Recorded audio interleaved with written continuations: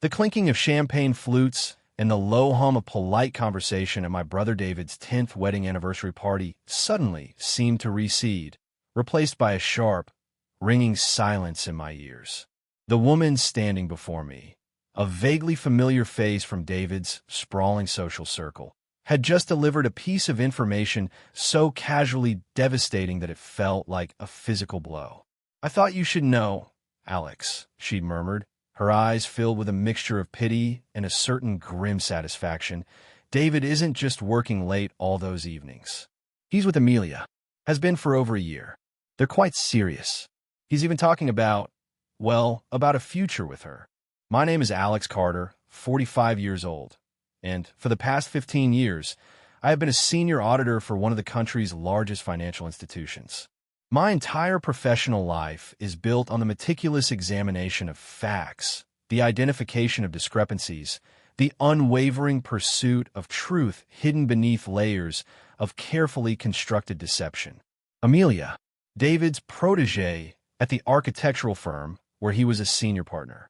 A woman 10 years his junior, bright, ambitious, and, as I now understood with a sickening clarity, the vortex around which my sister-in-law, Sarah's, world was about to violently implode.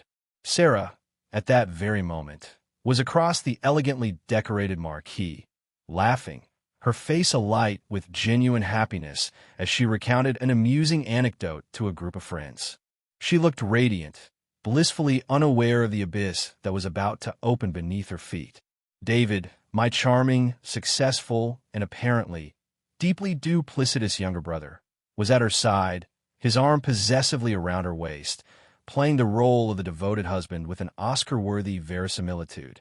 I excused myself from the woman, whose name, I vaguely recalled, was Patricia, a disgruntled former colleague of David's, which perhaps explained her eagerness to share this particular piece of intel, and made my way towards the bar, needing a moment to process, to recalibrate. My mind, trained to compartmentalize and analyze, was already sifting through the data, re-evaluating years of David's behavior, searching for the precursor events, the subtle anomalies I had previously dismissed or misinterpreted, the late nights at the office that had become increasingly frequent over the past 18 months, the hushed phone calls he'd take in another room, his voice carefully modulated, the expensive, uncharacteristic gifts he'd occasionally present to Sarah, gifts that now felt less like tokens of affection and more like guilt offerings. The new, almost obsessive attention he'd started paying to his appearance, the gym membership, the designer suits, the subtle but noticeable shift from comfortable family man to something sleeker, more predatory. I realized with a cold dread, been observing the classic behavioral indicators of a well-managed covert operation, a systematic deception played out under the guise of marital normalcy. And Sarah, my kind, trusting, and utterly devoted sister-in-law, was the unknowing victim. The betrayal wasn't just against her. It felt like a betrayal of our entire family, of the vows he had taken, of the life they had built together, a life that included 2 beautiful children, my niece and nephew, currently away at a sleepover, blissfully unaware of the storm gathering over their parents' marriage. My immediate instinct was to confront David, to drag him outside and demand an explanation, to unleash the torrent of anger and disgust that was now churning within me. But my professional training, the ingrained habit of methodical assessment before action, held me back. A premature confrontation, without a clear strategy, without irrefutable proof beyond Patricia's word, however credible she seemed, could backfire. David was a master manipulator, adept at twisting narratives, at turning blame. He could deny, he could gaslight Sarah, he could even try to paint Patricia, and by extension me, as malicious gossips. No, this required a different approach. This required the same meticulous precision, the same unwavering focus on evidence that I brought to a complex financial audit. Sarah deserved more than just a second-hand accusation. She deserved the undeniable truth, presented in a way that would leave no room for David's inevitable deflections and deceptions. And I, as her brother-in-law, as someone who loved her like a sister, felt a sudden, fierce, an utterly unequivocal responsibility to ensure she got it. The champagne in my hand had lost its celebratory fizz. The laughter and music of the party seemed to fade into a distant, irrelevant hum. My focus had narrowed, sharpened. The anniversary celebration was over, at least for me. A new, far more critical project had just been initiated. The systematic audit of my brother's secret life and the strategic preparation for its eventual, unavoidable, and utterly devastating reveal. What Patricia, and indeed David, didn't know was that my professional skills extended beyond balance sheets and transaction logs. I was also, by necessity and inclination, a rather adept investigator of human behavior, a keen observer of the subtle tells and hidden patterns that betray even the most carefully constructed lies. And David, for all his charm and cunning, was about to discover that his carefully compartmentalized life was no match for a forensic auditor with a personal stake in the truth. The discrepancies, I knew, would be numerous, and the final accounting would be brutal. The days following Patricia's revelation at the anniversary party were a period of intense, if discreet, activity on my part. I didn't breathe a word to Sarah or to anyone else in the family. My first priority was to gather irrefutable evidence, to build a case so solid that David would have no room to maneuver, no crevice of denial to retreat into. My mind, accustomed to navigating the labyrinthine complexities of corporate financial structures, began to map out David's life, looking for the hidden accounts, the undisclosed transactions, the off-balance sheet relationships.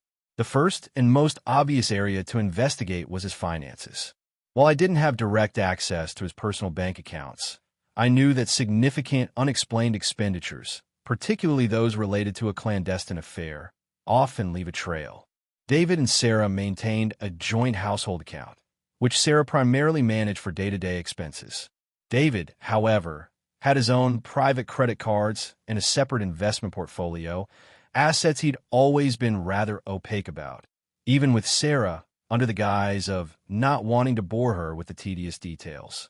I recall the conversation with Sarah a few months prior. She'd mentioned, with a hint of frustration, that David had become increasingly secretive about his bonuses and investment returns. He just says it's all being reinvested for our future.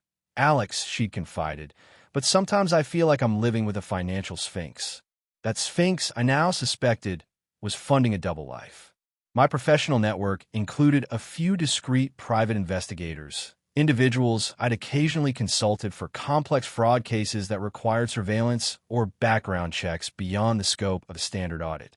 I contacted one of them, a seasoned ex-police detective named Frank Miller, a man known for his thoroughness and absolute discretion. I laid out the situation, omitting Patricia's name as the initial source, simply stating that I had credible information suggesting my brother was involved in a long-term extramarital affair and was likely misappropriating marital assets to fund it. I tasked Frank with two primary objectives.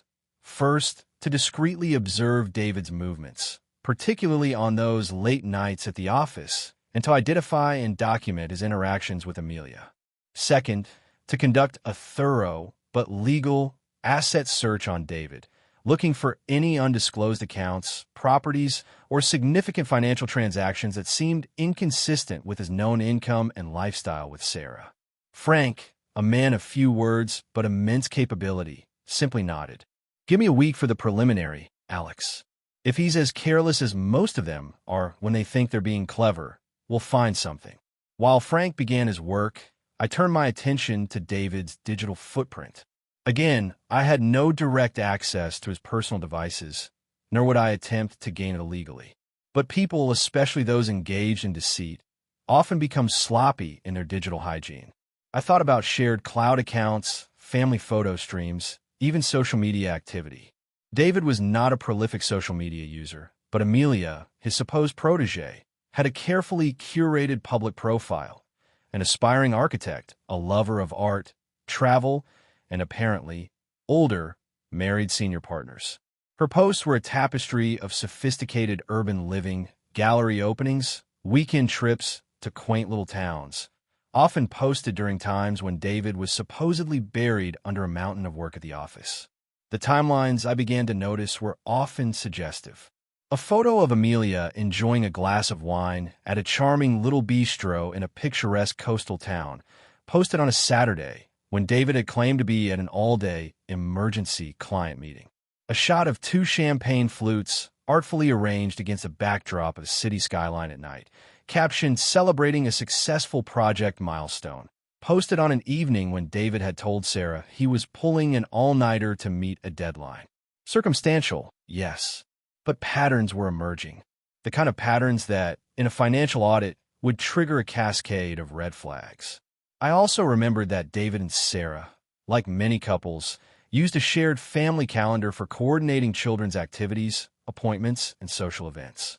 I still had access to it, a relic from when I'd often helped out with school runs or babysitting when my niece and nephew were younger. I logged in, my heart pounding a little faster than usual. And there it was. Interspersed with dentist appointments for Lily and soccer practice for Tom were a series of recurring, vaguely labeled entries in David's schedule. Project Alpha Review, Client Strategy Session, Offsite, New Development Pitch, Evening. These entries often coincided with Amelia's more suggestive social media posts, and with David's prolonged absences from home. More damningly, several of these off-site strategy sessions were scheduled for locations that were suspiciously close to boutique hotels or high-end restaurants that featured prominently in Amelia's online photo albums. The data points were beginning to connect, forming a clear, undeniable, and deeply ugly picture. This wasn't just a casual fling. This was a sustained, carefully managed parallel life, built on a foundation of lies and funded by resources that rightfully belonged, at least in part, to Sarah and their children. The anger I felt was cold, precise, the anger of an auditor who has just uncovered a meticulously planned, long-running fraud. But beneath it, there was a profound sadness for Sarah, for the devastation this truth would inevitably bring to her life. My role, I realized, was not just to uncover the deceit, but to do so in a way that would arm Sarah with irrefutable proof, to protect her from David's inevitable attempts to gaslight, deny, and minimize. The audit of David's life was well underway, and the preliminary findings were already indicating a catastrophic level of emotional and financial malfeasance. The final report, I knew, would be devastating, but it would also be the truth. And Sarah deserved nothing less. Frank Miller, the private investigator, delivered his preliminary report with his usual laconic efficiency a week later. He slid a slim file across his utilitarian metal desk towards me. "Your brother, Mr. Carter," he said, his voice devoid of judgment, "is not exactly a master of subterfuge. Predictable. Almost disappointingly so." The file contained a series of photographs and a neatly typed log of David's movements over the past 5 evenings. The photos were damningly clear. David and Amelia leaving his office building together, not heading home, but towards a discreet underground parking garage. David and Amelia entering a small, expensive-looking Italian restaurant in a fashionable part of town, a place Sarah had often expressed a desire to visit, but David had always dismissed as too pretentious. David and Amelia, their arms linked, strolling through a park after dark.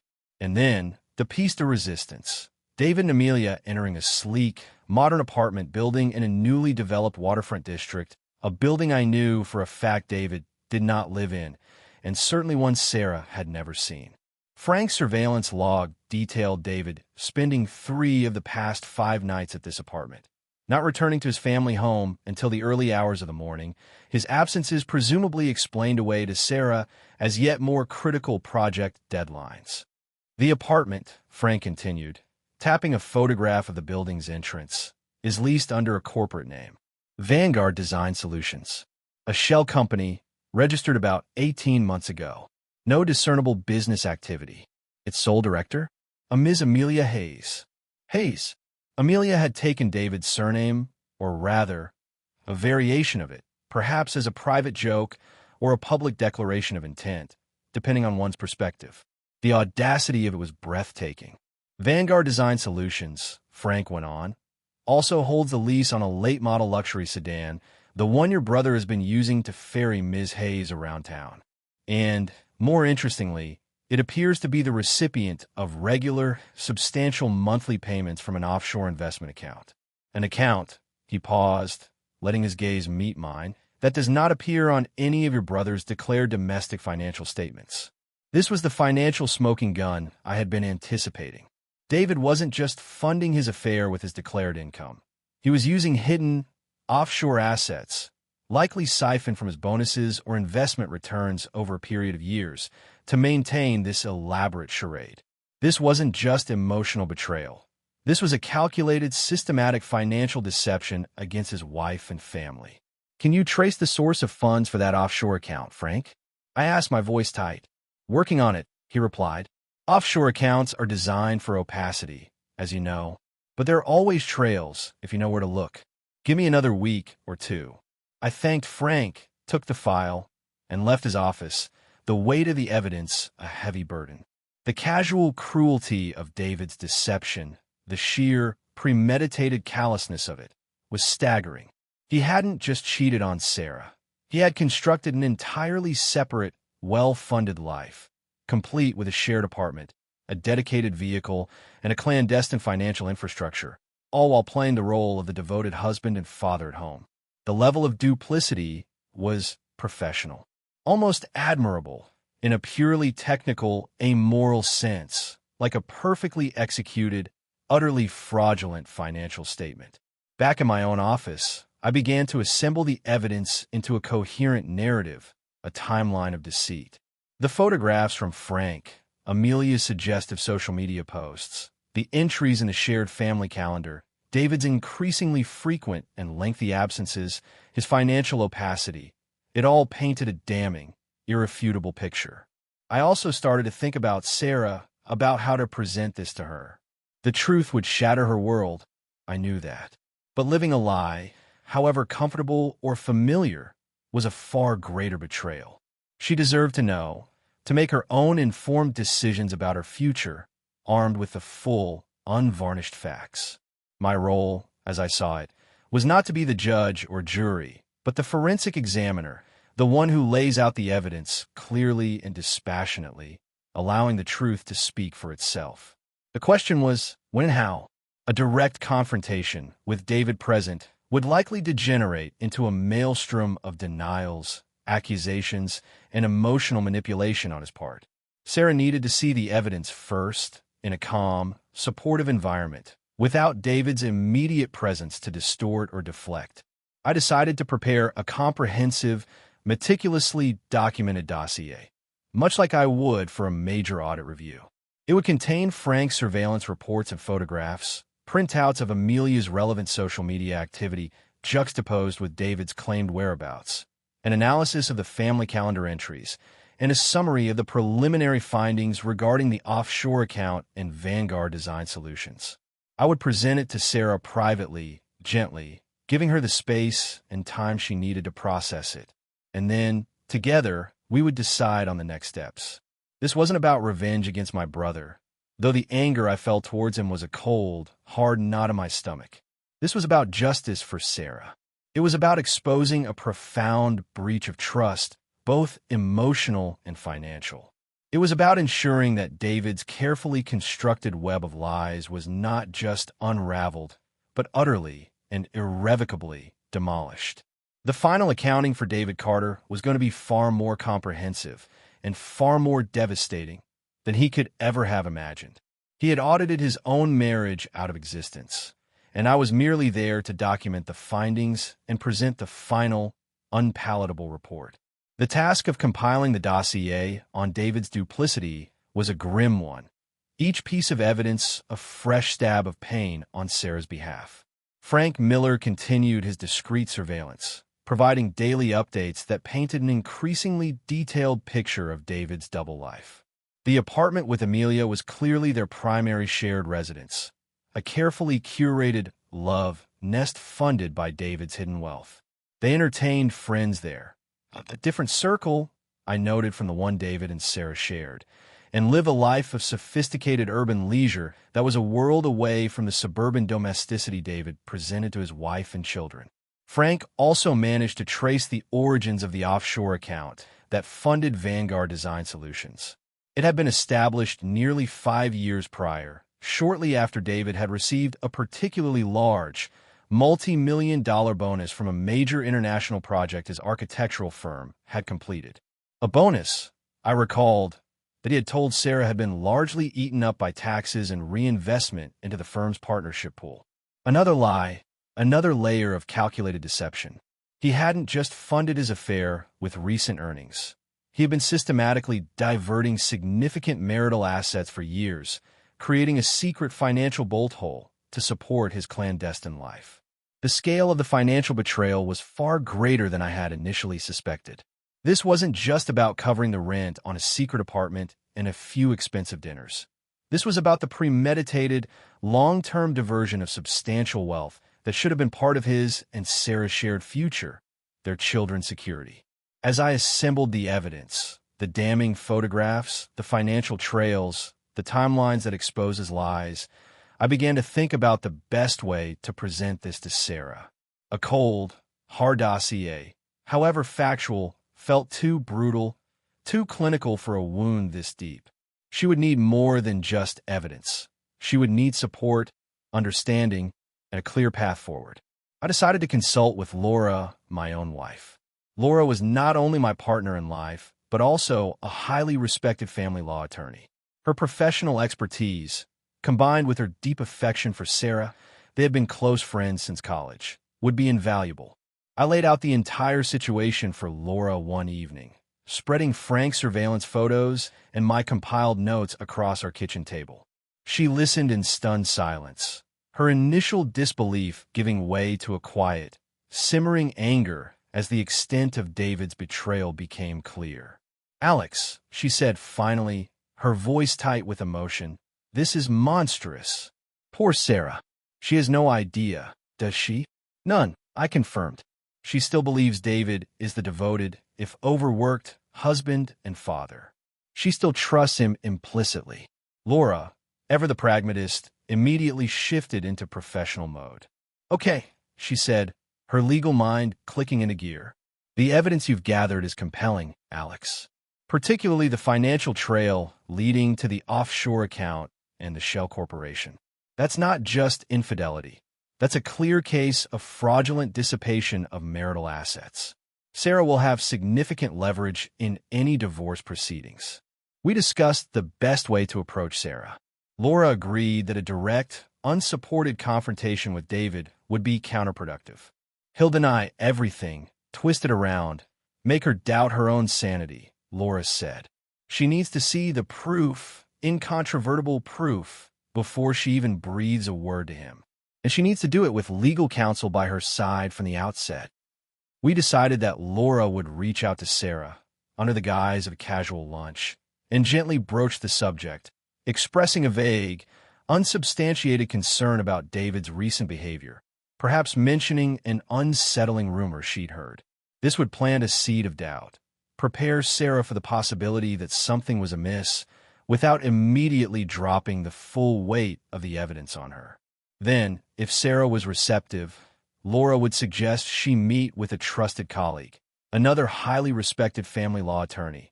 Laura herself couldn't represent Sarah directly due to the conflict of interest, but she knew exactly who to recommend.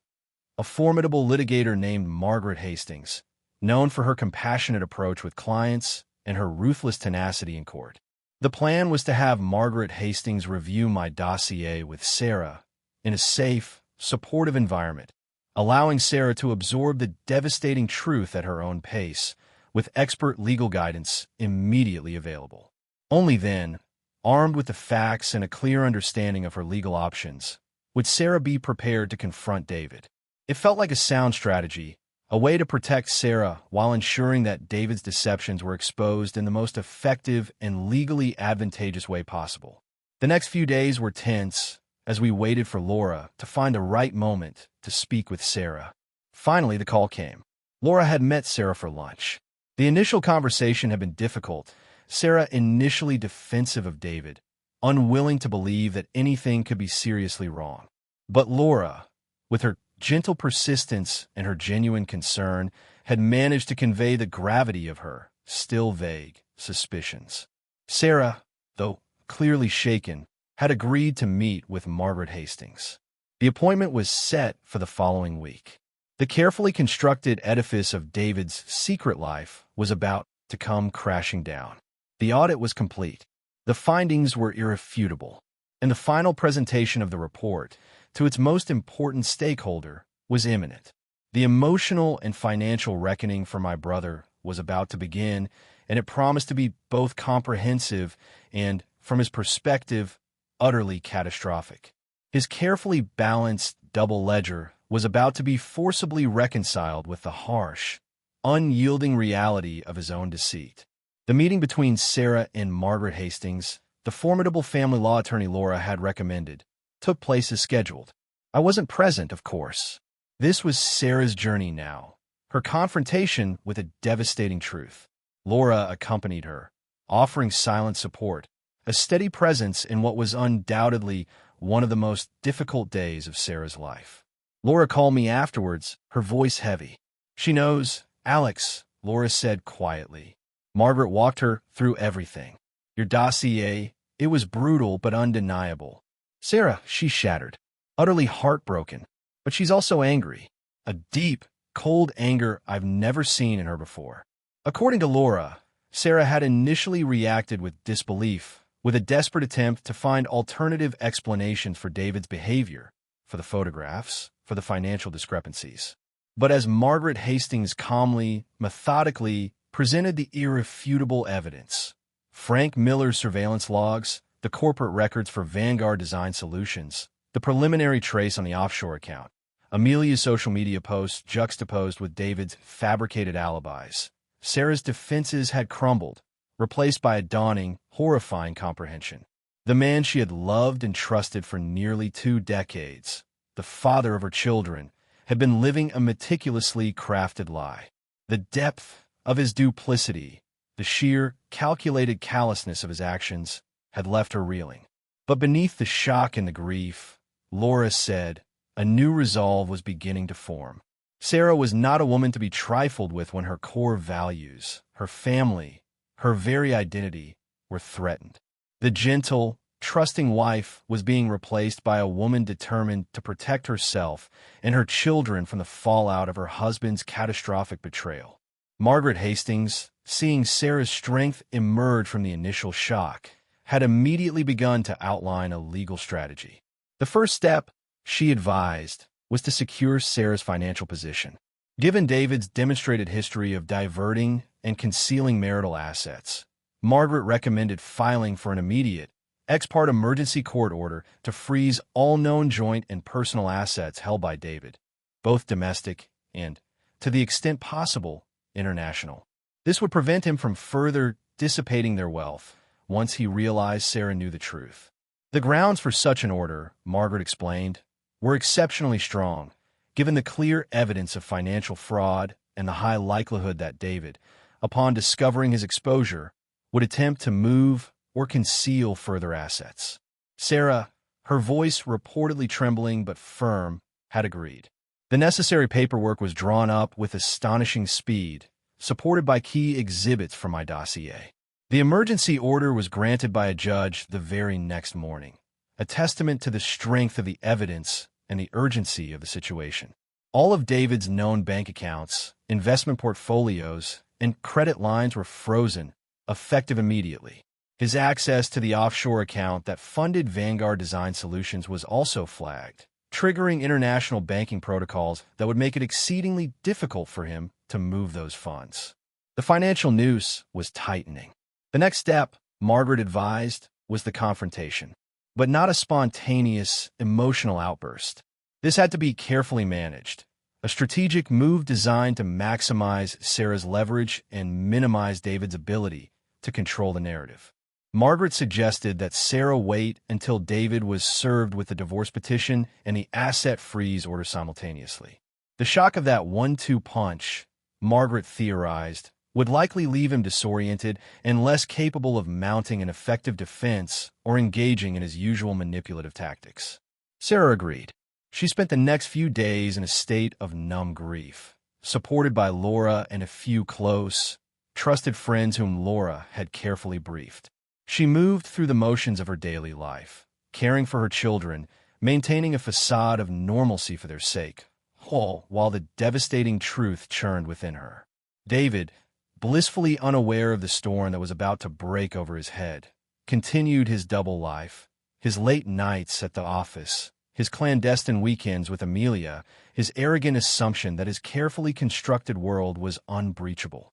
He had no idea that his wife, the woman he had so grievously underestimated, was now armed with the truth, backed by a formidable legal team, and preparing to dismantle his empire of lies, piece by painstaking piece. The day David was served was, according to Laura, who received a blow-by-blow account from a triumphant Margaret Hastings, a masterpiece of legal theater. A process server, posing as a courier delivering an urgent architectural blueprint, arrived at David's prestigious downtown office. David, in the middle of an important client meeting, had impatiently signed for the package, only to find himself holding a thick sheaf of legal documents that detailed, in cold, precise language, the end of his marriage, the freezing of his assets, and a comprehensive list of his infidelities and financial deceptions. His reaction, as relayed by a gleeful junior associate who had witnessed the event through a glass office wall, was reportedly spectacular. His face went from smug assurance to stunned disbelief, then to obtuse, apoplectic rage. The client meeting ended rather abruptly. David's carefully curated image as a respected senior partner, a pillar of the community, a devoted family man, had just been publicly and irrevocably shattered. His immediate attempts to access his bank accounts, to call his offshore investment manager, to understand why his world was suddenly, inexplicably ceasing to function, were met with a series of polite but firm rejections. The asset freeze was comprehensive, ironclad. He was, for all intents and purposes, financially paralyzed. His first call, naturally, was to Sarah, his voice a mixture of bewildered fury and dawning panic. Sarah, coached by Margaret Hastings, remained calm, referring him to her lawyer for all further communications. His attempts to charm, to cajole, to threaten, all met with the same cool, impenetrable wall. The power dynamic had shifted utterly and completely. The forensic audit of David Carter's life, initiated by a casual comment at an anniversary party, had reached its inevitable, and for him, catastrophic conclusion. The discrepancies had been identified, the hidden accounts located, the fraudulent transactions exposed. The final accounting was now in Sarah's hands, and she, with the full weight of the law and the undeniable truth on her side, was about to present him with a bill he would be paying, in one form or another, for a very long time to come. My role in this was now largely complete. I had provided the data, the evidence, the initial framework. The execution of the final judgment was Sarah's, and I had no doubt she would handle it with the strength, dignity, and resolve she had always possessed, qualities David had so foolishly and fatally overlooked. The unraveling of David Carter's meticulously constructed double life was, from all accounts, both swift and brutal. Faced with irrefutable evidence of his infidelity, his systematic diversion of marital assets, and the sudden, incapacitating freeze on his finances, his initial bluster and denial quickly crumbled into a sort of dazed, impotent fury. Margaret Hastings, Sarah's solicitor, proved to be every bit as formidable as her reputation suggested. She met David's legal team, a hastily assembled group of corporate litigators clearly out of their depth in the nuances of family law and financial fraud, with a calm, relentless barrage of documented facts. My dossier, Frank Miller's surveillance reports, the damning paper trail of offshore accounts and shell corporations. It was an unassailable fortress of evidence.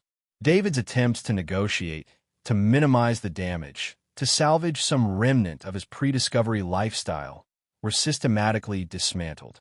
His claims that the offshore account was a legitimate, if unorthodox, business investment fell apart under scrutiny, especially when Margaret produced evidence that its sole beneficiary, Vanguard Design Solutions, was an empty shell whose only tangible asset was the lease on Amelia Hayes' apartment and luxury car. His assertions that his relationship with Amelia was a brief, regrettable lapse in judgment were flatly contradicted by the 18 months of documented cohabitation and share expenses. He was, in short, comprehensively outmaneuvered, his usual tactics of charm, deflection, and intimidation rendered utterly ineffective against the cold, hard facts of his own deceit. The divorce settlement, when it was finally hammered out months later, was, from David's perspective, catastrophic. Sarah, rightfully, received the lion's share of the remaining marital assets. The family home, their savings, a significant portion of David's declared investment portfolio, all went to secure her future and that of their children. The offshore funds, once located and repatriated, a complex legal process Margaret handled with impressive tenacity, were also subject to division, with Sarah receiving a substantial portion as compensation for David's fraudulent concealment. David was left with his professional reputation in tatters, his finances severely depleted, and the prospect of hefty, ongoing alimony and child support payments that would ensure he felt the consequences of his actions for years to come. His partnership at the prestigious architectural firm, once a source of immense pride and income, became untenable. The scandal surrounding his divorce, particularly the financial fraud aspect, made him a liability. He was quietly, but firmly, encouraged to pursue other opportunities. Last I heard, he was doing freelance consulting work, a significant step down from his former lofty perch. Amelia Hayes, the other woman in this Swordsville drama, did not fare much better. Once the funding for Vanguard Design Solutions dried up, so too, apparently, did her affection for David. The luxury apartment, the designer lifestyle, it all evaporated. She reportedly left the city, her own architectural ambitions, if she ever truly had any beyond leveraging her association with a senior partner, unfulfilled. Patricia, the woman whose initial revelation at the anniversary party had set this entire chain of events in motion, contacted me once, a few months after the divorce was finalized. Heard about David, she'd said, a note of grim satisfaction in her voice. Guess he finally got what was coming to him. Some people just think they're too clever to get caught. I'd simply thank her for her earlier candor. Sometimes, the universe has a way of delivering its own audits through the most unexpected of channels. Sarah, throughout this ordeal, demonstrated a strength and resilience that was truly remarkable. The initial shock and heartbreak gave way to a quiet determination to rebuild her life, to create a secure and loving future for herself and her children. She handled the legal proceedings with dignity and grace, never stooping to David's level of recrimination or emotional blackmail. She emerged from the wreckage of her marriage not as a victim, but as a survivor, a woman who had faced betrayal head-on and had come through it stronger, wiser, and in control of her own destiny. My relationship with Sarah and my niece and nephew deepened in the aftermath. I became a more constant, supportive presence in their lives, offering not financial assistance. Sarah, with her fair settlement, was now quite secure, but something perhaps more valuable: unwavering familial love, stability, and a listening ear. The children, though initially confused and hurt by their parents' separation, adapted with the resilience of youth, their mother's strength providing a crucial anchor in turbulent times. As for me, life returned to its familiar, if now subtly altered, rhythms. My work as a forensic auditor continued, each new case a fresh puzzle, a new labyrinth of numbers and narratives to unravel. But the audit of my brother's life had left an indelible mark. It had reinforced my belief in the power of truth, the importance of meticulous diligence, and the often unseen consequences of choices made in the shadows. It had also, paradoxically, brought me closer to a part of my family I had always cherished and helped to excise a toxic element that had threatened to poison us all. The anniversary party where it all began now felt like a scene from a distant, almost surreal play. The champagne, the laughter, the carefully constructed facade of familial bliss, all of it a prelude to a dramatic and ultimately just unraveling. The final accounting had been rendered. The books were at last balanced. And for Sarah, and for the future of her children, a new, more honest, and far more hopeful ledger had been opened. That, in the final analysis, was the most valuable asset of all. The years that followed the tumultuous unraveling of David's duplicity brought a sense of quiet restoration to Sarah's life, and to ours by extension. She sold the large family home, a place now tainted by too many memories of deceit, and bought a smaller, charming house in a neighborhood known for its good schools and strong community spirit. It was a fresh start, a tangible symbol of her newfound independence. My niece and nephew, Lily and Tom, adapted remarkably well, a testament to Sarah's unwavering love and the stable environment she created for them.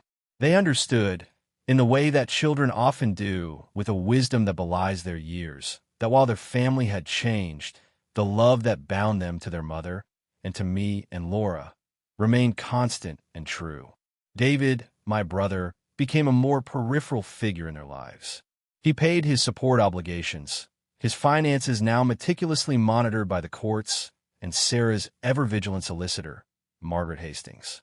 His visits with the children were regular but, by all accounts, somewhat strained, lacking the easy, unforced affection that had once characterized his relationship with them, or at least the performance of it.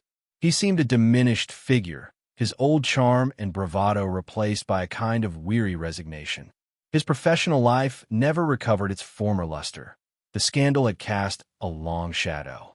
He remained a freelance consultant, his income a fraction of what it had once been, a constant, tangible reminder of the high cost of his deceptions. Amelia Hayes vanished from our orbit completely, a footnote in a painful chapter, her own prospects, I imagine, significantly altered by the abrupt termination of her Vanguard Design Solutions funding. As for me and Laura, our lives continued on their steady, fulfilling course. My work as a forensic auditor remained challenging and engaging. Each new case a reminder of the infinite human capacity for both creativity and chicanery. Laura's legal career flourished. She eventually made partner at her firm, her reputation for integrity and sharp intellect widely respected. Our bond with Sarah, Lily, and Tom deepened. We became an integral part of their support system, celebrating their triumphs, offering comfort during their challenges, a constant, reliable presence in their lives. The anniversary party, the catalyst for so much upheaval, now felt like a distant historical event, an archived file in the annals of our family history. But its lessons lingered. The importance of vigilance, the corrosive power of deceit, and the enduring strength of truth, however painful its initial revelation. One cool autumn afternoon, several years after the divorce, Sarah called me. Her voice was calm, but there was an undercurrent of something I couldn't quite place. "Alex," she said, David had a heart attack. He's in hospital. It's serious." The news, despite everything that had happened, still came as a shock. He was my brother. Laura and I went to the hospital immediately. Sarah was already there, a quiet, composed figure in the sterile waiting room. Clarissa, David's sister from our side of the family, the one who had also, in her own way, benefited from my earlier financial generosity before my own dramatic recovery, arrived shortly after, her face a mask of genuine, if somewhat theatrical, distress. David survived, but it was a close call. The doctors said the stress of the past few years, the dramatic downturn in his fortunes, had likely taken a significant toll on his health. His recovery was slow, arduous. During his convalescence, something shifted. Perhaps it was the stark confrontation with his own mortality, or the dawning realization of the true cost of his actions. But David began, haltingly, to change. He started to talk to Sarah, not with his old manipulative charm, but with a new, uncharacteristic humility. He apologized, genuinely, for the pain he had caused, for the years of lies, for the trust he had shattered. He began to make a real effort to reconnect with his children, not as a distant, gift-giving benefactor, but as a father interested in their lives, their hopes, their fears. The transformation was not immediate, nor was it complete, but it was a start. Sarah, to her immense credit, approached this new dynamic with caution, but also with an open heart. She did not forget the past, nor did she allow David to easily re-enter her life. But she recognized his efforts, his apparent remorse. And for the sake of their children, she allowed for the possibility of a new, different kind of relationship. One built not on romantic love, but on a shared history and a mutual desire for their children's well-being. The final accounting of David's life was still being written. But this new chapter, born from the ashes of his own self-inflicted destruction, held a surprising, tentative note of redemption. My role in this family drama had been that of the reluctant auditor, the unwilling catalyst for a painful but necessary reckoning. I had sought only to uncover the truth, to protect the innocent, to ensure a measure of justice. I had not anticipated that in doing so, I might also, inadvertently, set the stage for a possible, if imperfect, healing. Life, I reflected, was indeed like a complex ledger, filled with debits and credits, gains and losses. But sometimes, after all the accounts have been reconciled, after all the discrepancies have been addressed, there is still room for a final, unexpected entry, the quiet, unquantifiable asset of forgiveness, and the enduring, if often challenging, human capacity for change. The audit, it seemed, was never truly closed. The years continued their steady march, and with them came a slow, almost imperceptible, healing within the fractured landscape of our family. David's health scare had indeed served as a profound catalyst for him. His recovery was not just physical, it was emotional and, to a certain extent, moral. He never regained his former financial standing or professional prestige, but he seemed to find a different, quieter kind of contentment in a simpler life, one less focused on ambition and acquisition, and more on genuine connection, particularly with his children, Lily and Tom. His relationship with Sarah evolved into a respectful co-parenting arrangement, a far cry from the acrimony of their divorce, but a stable and supportive foundation for their children. Clarissa, my other sister-in-law, the one whose avarice had been so spectacularly thwarted by my posthumous letter, also seemed to find a more grounded path. Her freelance digital marketing work, while never making her rich, provided a steady income and a sense of independent accomplishment. She even, to everyone's surprise, started volunteering at a local animal shelter, an activity that seemed to bring her a genuine, unpretentious joy that her previous pursuit of luxury never had.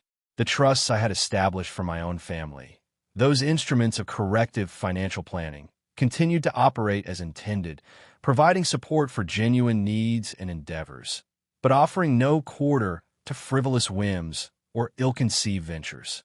Thomas Ashton, my solicitor and friend, administered them with his usual impeccable diligence, a quiet guardian of my long-term intentions. As for me, life unfolded with a satisfying blend of professional engagement and personal peace. My consultancy work remained stimulating, and I found great pleasure in mentoring the next generation of auditors and financial analysts, often using anonymized elements of my own family saga as cautionary tales in ethical conduct and the importance of due diligence, both in business and in life. My relationship with Eleanor, the intelligent, compassionate woman I had met at the Historical Society lecture, deepened into a loving, supportive partnership. She understood my past, my complex family dynamics, and valued me for who I was, not for what I had. Her presence was a quiet joy, a steady anchor in a life that had once been buffeted by so many storms. One sunny afternoon, many years after the anniversary party that had set everything in motion, we were all gathered for Lily's university graduation. She had excelled, earning her degree in biomedical engineering with high honors, and was already fielding exciting job offers from leading research institutions. As she walked across the stage, her face radiant with achievement, I saw Sarah watching her, tears of pride streaming down her face. David was there too, looking older, more subdued, but with a genuine, heartfelt smile as he applauded his daughter. Even Clarissa had made the trip, offering Lily a warm, if slightly awkward, hug afterwards. Later, at a small family celebration, Lily raised a glass. "To family," she said, her gaze sweeping over all of us, her mother, her father, her aunt, me, and Eleanor. In all its messy, complicated, and ultimately resilient glory, into second chances. There were murmurs of agreement, a shared understanding that transcended the old hurts, the past betrayals. It wasn't a perfect storybook ending. The scars remained, as scars always do. But they had faded, softened by time, by genuine effort, by the slow, patient work of rebuilding trust and forging new, more honest connections.